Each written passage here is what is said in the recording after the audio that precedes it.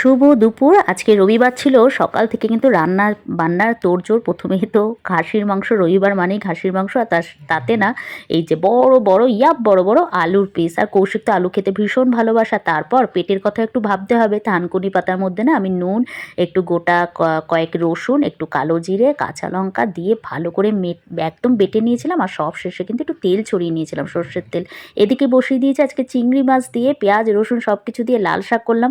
অনেক দিন পর লাল শাক পেয়ে না একদম আনন্দে আটখানা। তো আজকে রান্নাবান্না দেখিয়ে দিই। বুট্টুর জন্য আজকে মাটন স্টুই বলতে পারো, এতে পেঁপে ঠেপে আলু সব কিছু রয়েছে, যেমন বানায় চিকেন স্টু সেরকম টাইপের বানিয়েছিলাম। আর এই যে স্পেশাল যেটা হচ্ছে থানকুনি পাতা বাটা। আর এটা ছোটোবেলায় এই দিন আমি এক থালা ভাত খেয়ে নিতে পারতাম, তো অনেক দিন পর পেয়ে ভীষণ খুশি।